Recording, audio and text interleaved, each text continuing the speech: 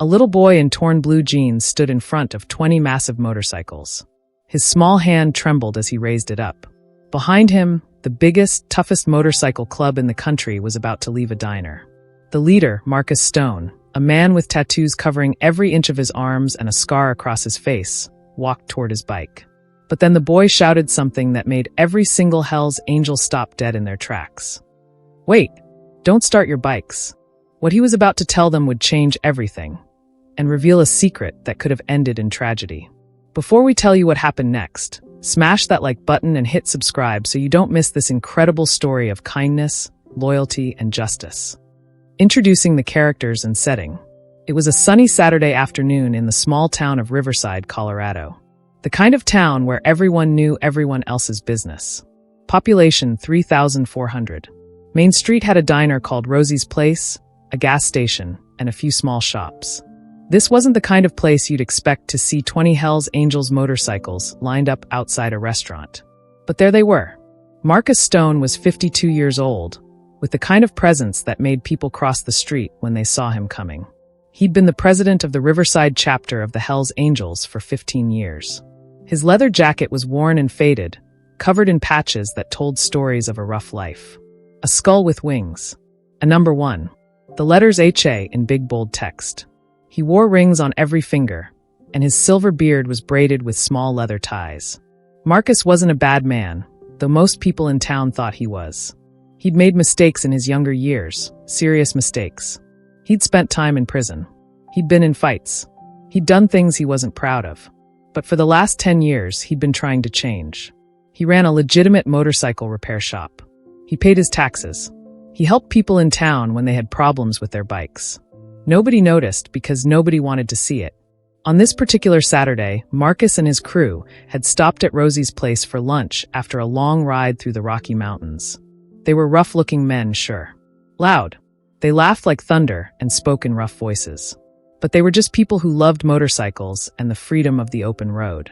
They were eating their burgers and drinking their coffee when nobody noticed the small boy watching them from outside the diner window. His name was Tommy Henderson, and he was 8 years old. Tommy lived in a small house 3 blocks away from Rosie's Place. His father had left when he was a baby. His mother, Sarah Henderson, worked 2 jobs, one at the hospital as a nurse and another at the grocery store. She was doing her best to raise Tommy alone, but money was always tight. Tommy was the kind of boy who noticed things other kids didn't. He was quiet, thoughtful, and smart in a way that made his teachers say he could be anything he wanted when he grew up. He had red hair, freckles, and a gap in his front teeth where a baby tooth had fallen out last month. That morning, Tommy's best friend had gotten a brand new bicycle for his birthday. It was bright red with silver handlebars and streamers coming from the grips. Tommy's heart had ached a little when he saw it, because his own bicycle was old and broken. One of the tires was flat. The chain was rusty. The seat was cracked.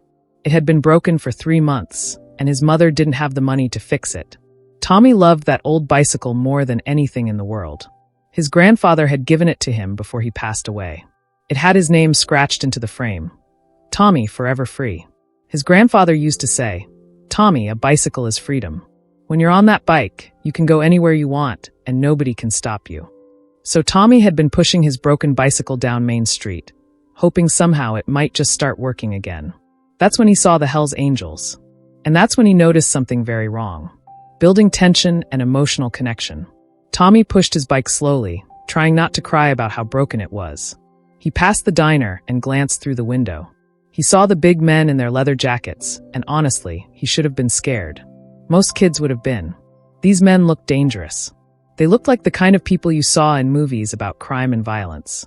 But Tommy wasn't scared of how they looked. He was scared of what he saw under one of their motorcycles. Behind the line of parked Harley-Davidsons, Tommy noticed something small and brown. He squinted. It was a kitten. A tiny orange kitten, no more than a few weeks old, trapped under the frame of one of the bikes.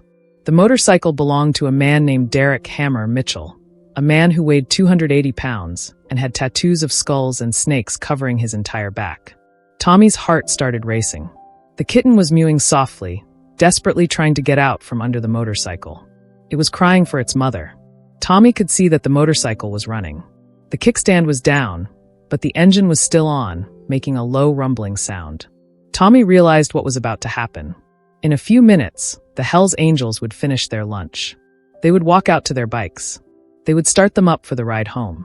And when they did, that little kitten would be crushed under the massive wheels of one of those motorcycles. The thought made Tommy feel sick. He looked down at his own broken bicycle, the one that meant everything to him because his grandfather had given it to him. He looked at the kitten trapped under the motorcycle. He thought about his mother, who worked so hard and was always tired. He thought about right and wrong, and he made a decision.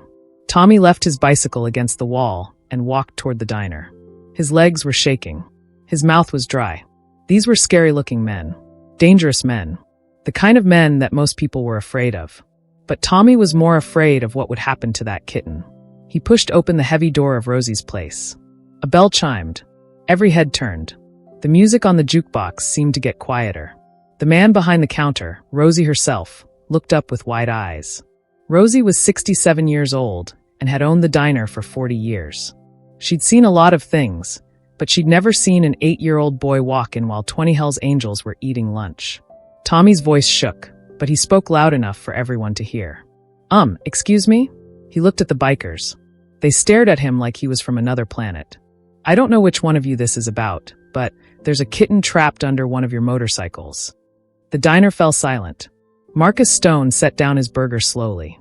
He was looking at this tiny kid with freckles and red hair, looking at him with brave eyes that didn't match his scared voice. A kitten? Marcus asked. His voice was deep and rough like gravel. You came in here to tell us about a kitten? Tommy nodded. He was trembling, but he didn't run away. It's under one of the bikes in the back row. The one with the skulls painted on it. And the motorcycle is running. And if you start riding, I think it's going to hurt it. One of the other bikers laughed, a loud, harsh laugh. Kid, that's not our problem, he said. But Marcus wasn't laughing. He was looking at Tommy with an expression the boy couldn't quite read. It wasn't anger. It wasn't disgust. It was something else. Something that looked almost like respect. Marcus stood up. He was tall, maybe 6'2", with shoulders as wide as a doorway. He walked toward Tommy, and the boy's heart was pounding so hard he thought it might come out of his chest. What's your name, kid? Marcus asked. Tommy, the boy stammered. Tommy Henderson. Well, Tommy Henderson, Marcus said. Let's go have a look at this kitten. Every single person in the diner stood up and followed. The owner, the customers, the waitresses, and all 20 Hells Angels walked out to the parking lot behind Rosie's place. And there it was. The tiny orange kitten was mewing desperately, thrashing around under the motorcycle owned by Derek Hammer Mitchell. The situation was even worse than Tommy had thought. The kitten was caught partially under the kickstand, and the motorcycle's rear wheel was dangerously close. Jesus, Derek said, running a hand through his hair. I didn't even know it was there. Marcus knelt down slowly, his massive frame moving carefully. He reached under the motorcycle and gently scooped up the kitten. It was trembling, and so was he, though nobody could see it because of his thick beard and sunglasses. In that moment, something in Marcus Stone changed. This tiny kitten, scared and helpless, reminded him of something he'd buried deep inside for a very long time. It reminded him of why he'd wanted to change his life in the first place. He held the kitten in his palm. It was so small it looked like a toy. Where's the mother? Rosie asked from behind them. Nobody knew. Tommy looked around the parking lot. And then he saw something. Behind the gas station next door, under a pile of wooden pallets, there was a cat. An orange mother cat, with the same coloring as the kitten, looking terrified and helpless. The mother cat had been hiding there, too scared to go after her baby because of all the noise and the people and the motorcycles. Justice and emotional resolution. What happened next surprised everyone in that parking lot, including Marcus Stone himself. Marcus walked over to the mother cat and gently placed the kitten on the ground. The mother cat immediately came out from under the pallets and rushed to her baby, crying and checking it over with her tongue, making sure it was okay. Tommy watched this happen, and tears started running down his freckled face. You saved her life, Rosie said to Tommy, putting a hand on his shoulder. But Marcus was looking at the boy differently now. He was looking at him like he could see into Tommy's heart. He could see that this kid had courage. Real courage. Not the fake kind that comes from being tough or strong or scary looking. Real courage. The kind that comes from caring about someone else more than you care about being afraid. Tommy, Marcus said, kneeling down so his eyes were level with the boy's. That was the bravest thing I've seen in a long time. You walked into a diner full of people you were scared of because you wanted to help something smaller than yourself. Do you know how many people would do that? Tommy shook his head. Not many, Marcus said. Not nearly enough people. Then Marcus did something that shocked everyone in the parking lot. He took off his leather jacket. Under the jacket, Derek could see that Marcus was wearing a t-shirt that said Riverside Community Center Director. Nobody knew that about him. Nobody in town knew that for the past 5 years, Marcus had been secretly donating money to the community center to help kids like Tommy. Money from his motorcycle repair shop business. Money from his own pocket. He'd been doing it quietly, anonymously, because he didn't want any attention. You know what I think? Marcus said to Tommy. I think you deserve something special. Can you show me that bicycle you left over there? The one against the wall. Tommy walked Marcus over to the broken bike. Marcus looked at it carefully. He examined the flat tire, the rusty chain, the cracked seat. He saw the name scratched into the frame. Tommy, forever free. This is a nice bike, Marcus said. Your grandfather gave this to you? TMY nodded. He died 3 years ago. Marcus didn't say anything for a moment. Then he smiled, and it was a smile that came from deep inside, from a place that few people ever got to see. I have a motorcycle repair shop, Marcus said. Not far from here. Derek, Jimmy, and I, we're going to fix this bike for you. We're going to make it look brand new. We're going to fix the tire, we're going to replace the chain, and we're going to repair that seat. And you know what? We're going to have it ready by tomorrow afternoon. Really? Tommy's eyes went wide. You do that for me? Yeah, Marcus said simply. I'd do that for you. You know why? Because what you did today, that matters. That matters more than anything else. You saw someone, something, that was helpless, and you helped them. That's what real strength is. That's what real character is. Marcus turned to address all the other Hell's Angels standing in the parking lot. All right, men, he announced loudly. We've got a new project. We're fixing Tommy's bicycle. Derek, you'll handle the rear wheel. Jimmy, you work on the chain. I'll repair the seat and repaint it. And we're doing this by tomorrow afternoon. No delays. This is our priority. The other bikers nodded. They understood.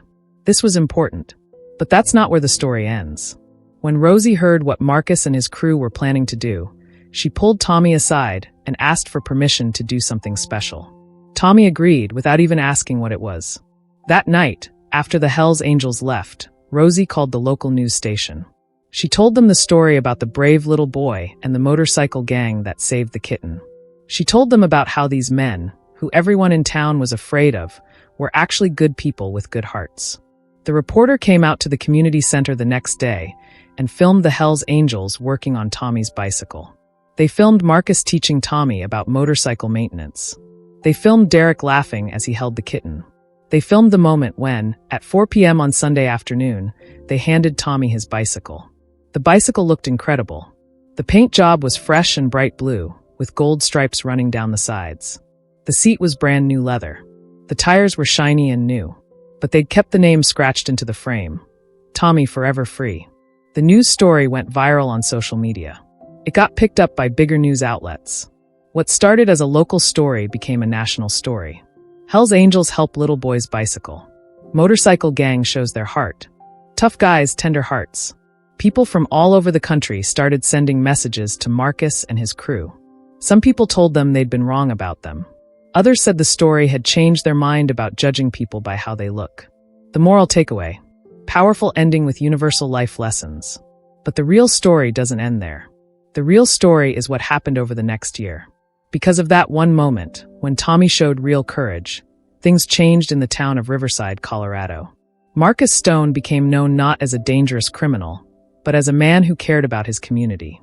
His motorcycle repair shop became a gathering place where kids could learn about mechanics. He started a scholarship program for kids whose families didn't have money for college. Every year, he'd sponsor 5 kids from Riverside High School. The Hell's Angels chapter became involved in the community in ways nobody expected. They organized charity rides to raise money for the hospital where Tommy's mother worked. They volunteered at the community center. They spoke at schools about making good choices and not judging people by their appearance. Derek Hammer Mitchell, the tough guy whose motorcycle the kitten had been trapped under, adopted the kitten himself. He named it Freeway and took pictures of the motorcycle-loving cat to post on social media. Freeway became a local celebrity.